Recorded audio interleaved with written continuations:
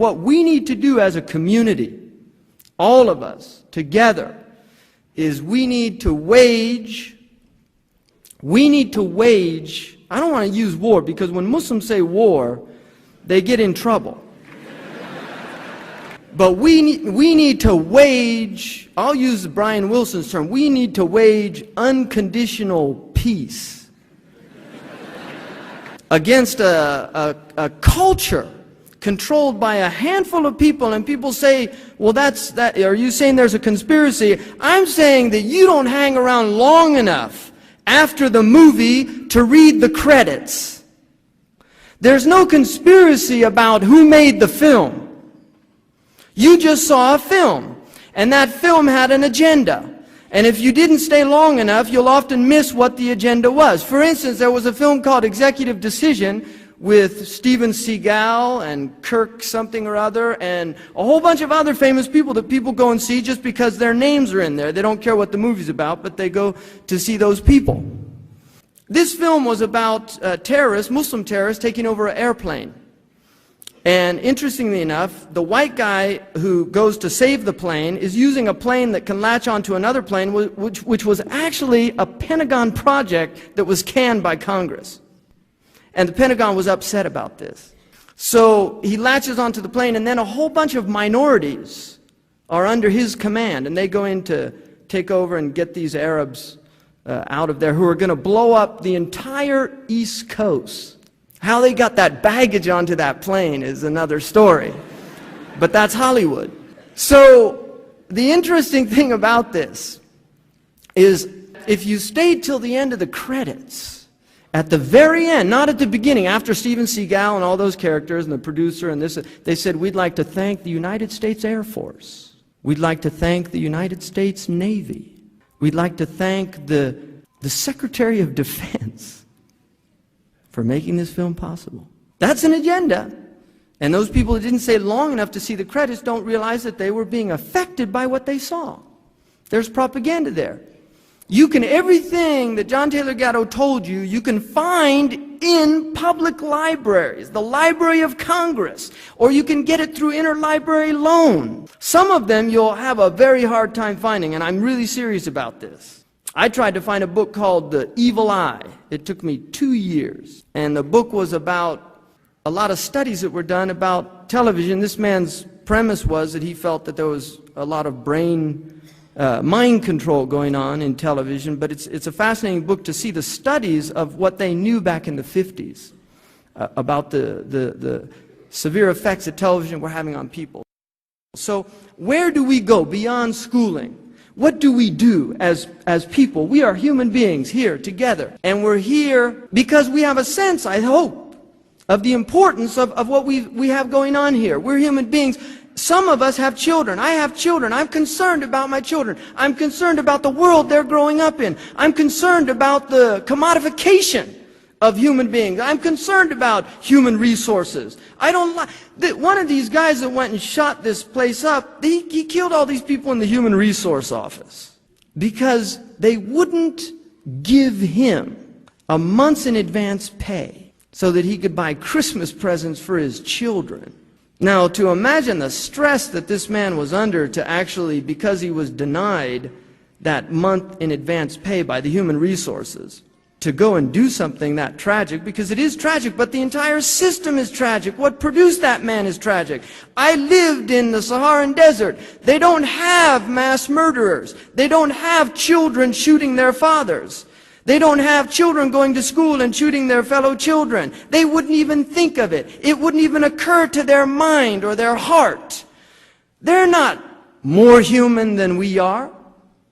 They're not less human than we are. They're human beings, but they're in an environment in which their minds have not been manipulated and controlled to the degree to which they're going berserk. They're running amok. Look at this last killing.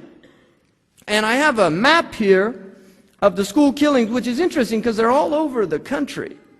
I mean, it's amazing how they're just, One happens here, then here, and then here. And these are tragic events beyond belief. But if you look at these characters, when you see their pictures, the same glazed look in the eye. Those boys, you saw that picture of that boy in San Diego? He doesn't know what he did. He doesn't know why he did it. Our Prophet Muhammad said one of the signs of the end of time. He said, يَأْتِي عَلَى النَّاسِ زَمَانٍ لَا يَدْرِي الْقَاتِلُ لِمَا قَتَلْ وَلَا الْمَقْتُولُ لِمَا قُتِلَ. The killer will not know why he's killing, and the one being killed will not know why he is being killed. It's a hadith in Sahih Muslim. The killer will not know why he's killing, and the one being killed will not know why he's being killed. What is going on? What has brought us to that point? We have lost community. We've lost family. These things have been taken away from people, and they weren't taken with ease. People fought. Read history. Read what happened 100 years ago in the United States of America. What the farmers did. Now you look at the farms in America, the highest rate of suicide is in farmers in the United States of America. They're committing suicide. When I was a child, we used to sing a song. Old MacDonald had a farm. E-I-E-I-O. And on his farm he had a cow. E-I-E-I-O. And what did the cow do? It went moo-moo. Old MacDonald had his farm taken away from him because he couldn't pay the bank. His cow doesn't go moo-moo anymore because he's got foot and mouth disease or mad cow's disease.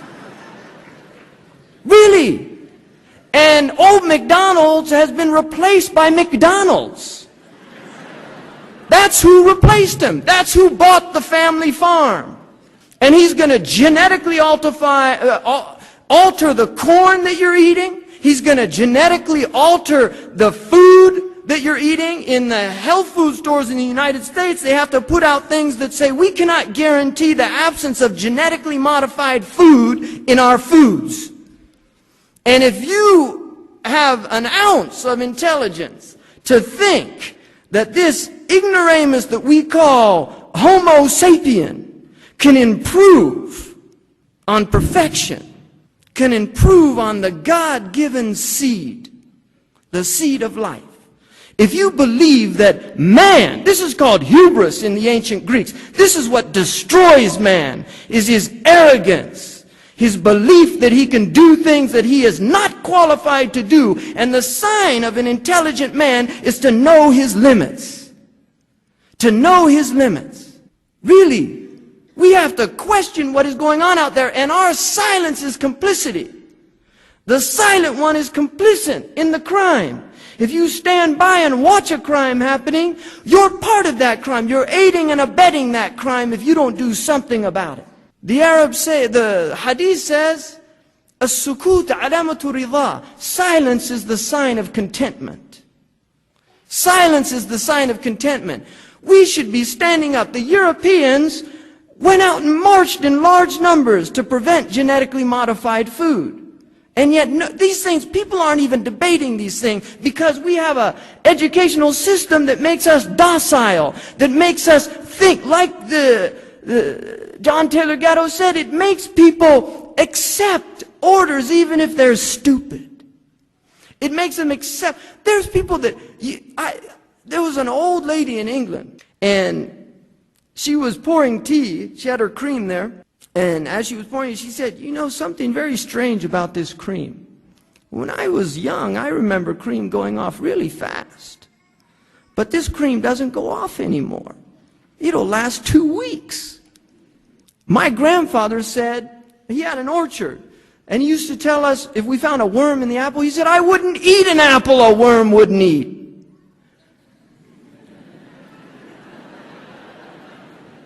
Seriously, think about that, people.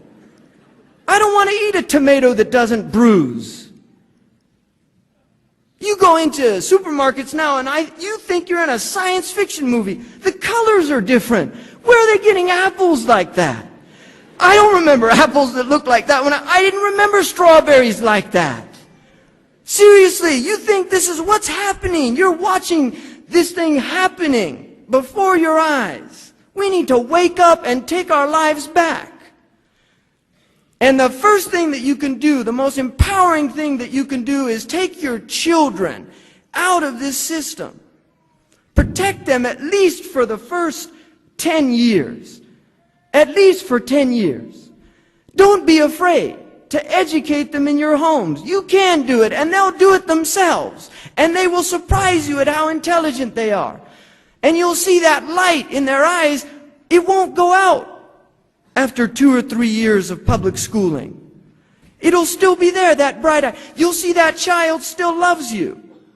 It isn't listening to the children at school telling them how much they hate their parents. And there are some children in school that they do hate their parents. They beat their children. They do terrible things to their children. And your children are listening to that. And with peer pressure, they start hating their parents. They start contributing to the dialogue. My mom's so stupid. My dad's so stupid. You know what he made me do?